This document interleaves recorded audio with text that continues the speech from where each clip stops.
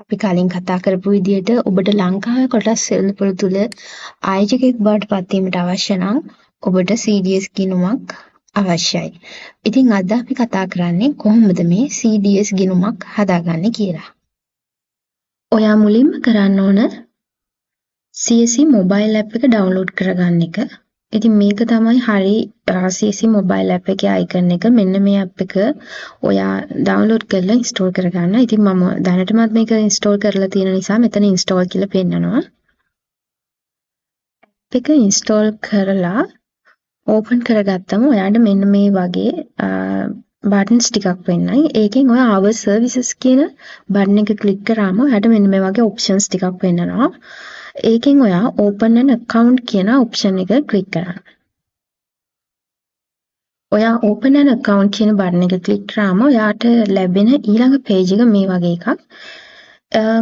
එතකොට ඒකෙදී අපිට කියනවා මේක CDS account එකක් ලංකාවේ අයට open කරන එක. එතකොට ඔයාට ඔයාගේ ඕන NIC එක ඕන bank details ඕන එතකොට ඔයාගේ NIC එකේ තියෙන address එක permanent address එකෙන් වෙනස් නම් ඔයාට proof residency document එකක් ඕන. ඊට පස්සේ selfie එකක්.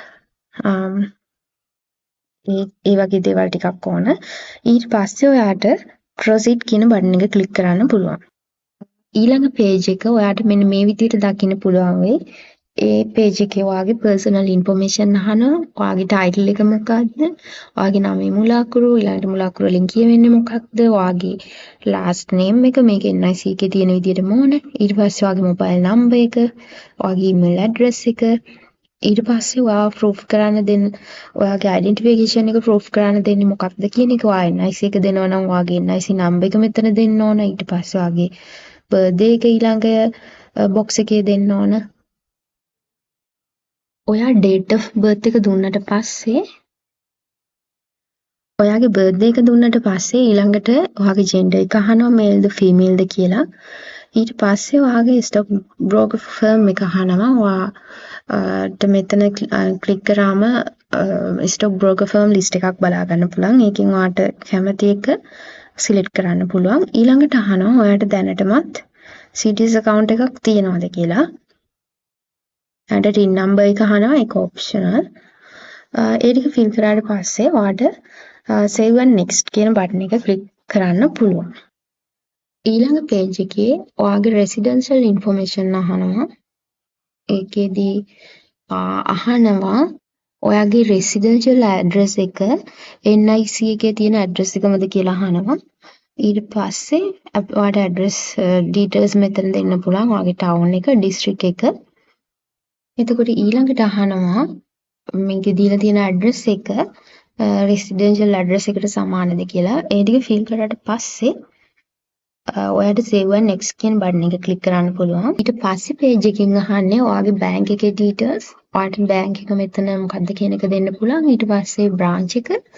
ඊට පස්සේ ඔයාට account number එක දීලා save and next බටන් එක ක්ලික් කරාම ඊළඟ page එකට ඔයා යනවා. ඊළඟට අහනවා ඔයාගේ employment information. එතකොට ඒකෙදි පළවෙනි question එක විදිහට අහනවා are you employed? ඔයාට yes නම් yes, no නම් no දෙන්න පුළුවන්. ඔයා job එකක් කරනවා නම් yes කියලා දෙන්න. ඊට පස්සේ වෙන business professional activities තියෙනවද කියලා ඊළඟ question එකෙන් අහනවා. අවුරුද්දකට බලාපොරොත්තු වෙන අගයක් තියෙනවද කියලා අහනවා මේ investment එකෙන්. ඊළඟට ඔයාට funds වෙන source එක මොකක්ද කියලා අහනවා. ඔයාට මේ ටිකෙන් එකක් select කරන්න පුළුවන්. ඊළඟට ඔයාගේ investment එකේ objective එක මොකක්ද කියලා මෙතන ඊළඟ එකෙන් අහනවා. ඊට පස්සේ question එකක් තියෙනවා. ඔයාගේ investment strategy එක US වල තියෙන foreign account tax compliance එකට යටත් වෙනවද කියලා අහනවා. ඊට පස්සේ question එකෙන් අහන්නේ ඔයා dual citizenship එක තියෙන කෙනෙක්ද කියන එක. ඊට පස්සේ ඔයාට ඒ ටික fill කරලා save and next button එක click කරාම ඊළඟ page එකට යන්න පුළුවන්. මේ page එකේදී ඔයාගෙන් අහන්නේ ඔයා politically exposed person කෙනෙක්ද කියලා අහනවා. එතකොට ඔයාට yes නම් yes දෙන්න පුළුවන් නැත්නම් no දෙන්න පුළුවන්. ඊට පස්සේ ඔයාට තියෙන්නේ save and next button එක click කරලා next page එකට යන්න. application එකේ ඊළඟ page එක ඔයාට මෙන්න මේ විදිහට බලා ගන්න පුළුවන්. ඒකේ තියෙන documents upload ටිකක්. මුලින්ම ඔයාගේ selfie එකක් මෙතන upload කරන්න ඕන. අපි තවම ඉන්නේ CDS account එකක් open කරන application එකේ steps වල. ඉතින් මේකේ අපිට ඊළඟට දාන්න තියෙනවා අපේ NIC එකේ front side එකේ photo එකක්, ඊළඟට NIC එකේ back side එකේ photo එකක්, ඊළඟට ඔයාගේ bank account එකේ photo එකක්, ඊළඟට මෙතන අපිට additional documents මොන හරි අවශ්‍ය නම් ඒවා මෙතන දාන්න පුළුවන්. ඒක අවශ්‍යම නැහැ. ඊළඟට අපිට save and next button එක click කරලා next page එකට යන්න පුළුවන්. ඉතින් අන්තිම page එකට ගියාම මෙන්න මේ වගේ view එකක් තමයි ඔයාලට බලා ගන්න පුළුවන්. මේකේ තියෙන්නේ මේ වගේ boxes ටිකක්. මේ ඔක්කොම boxes ටික ඔයා tick කරන්න ඕන. එහෙම වුණොත් තමයි ඔයාට මෙන්න මේ I agree and declare කියන button එක enable වෙන්නේ. ඉතින් ඒ ටික ඔක්කොම tick කරගත්තට පස්සේ ඔයාට මේ I agree and declare කියන button එක click කරලා ඔයාට ඊළඟ step එකට යන්න පුළුවන්. ඉතින් ඔයා හරියට form එක fill කරා නම් මෙන්න මේ වගේ page එකක් ඔයාට බලා ගන්න පුළුවන්. ඉතින් ඔයා fill කරපු CDS application එකේ මොනවා හරි අඩුපාඩු තියෙනවා නම් ඔයාට ඔයා application දාපු email address එකට ඔයාට mail එකක් එනවා. ඔයාගේ inbox එක check කරලා බලන්න. එතකොට ඒ mail එකේ දාලා තියෙනවා මොකක්ද ඔයාගේ අඩුපාඩුව කියන එක. ඒ වගේම ඒකේ contact numbers තියෙනවා. ඔයාට contact කරලා විස්තර ඕනනම් අහගන්න පුළුවන්. ඔයා CDS application එක හරියට කරා නම් ඔයාට mail එකක් එයි ඔයාගේ අලුත් CDS number එකත් එක්ක. එතකොට ඔයාට ඒකෙම එනවා contact numbers. එතකොට ඒකෙදි ඔයාට brokerage firm එක contact කරලා විස්තර අහගන්න පුළුවන්. ඊළඟට brokerage firm එකෙන් ඔයාට online trading application එකක් එයි. ඒකත් හරියට fill කරන්න ඕන.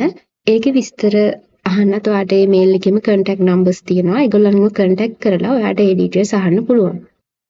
එතකොට මේ වෙද්දී ඔයා පුරවන්න ඕන applications ඔක්කොම පුරවලා තියෙන්නේ. ඔයා අවසානයේදී ඔයාට brokerage firm එකෙන් එවපු online trading application එකත් හරියට fill කරා නම් ඔයාට ඔයාගේ online trading platform එකට login අවශ්‍ය details සමග mail එකක් එනවා. එතකොට ඒකේ විස්තර තියෙනවා. ඒකට අනුව ඔයාට ඔයාගේ online trading platform එකට login වෙන්න පුළුවන්. ඉතින් මම brokerage firm එක විදියට මගේ application එකේ දුන්නේ Nest stock brokerage firm එක. ඉතින් online trading application එක fill කරාම මට මේ වගේ මට credentials ආවා මගේ online trading platform එකට log වෙන්න. ඉතින් මම ඒක use කරලා ඒ link එක open කරාම මට එන්නේ මෙන්න මේ වගේ view එකක්.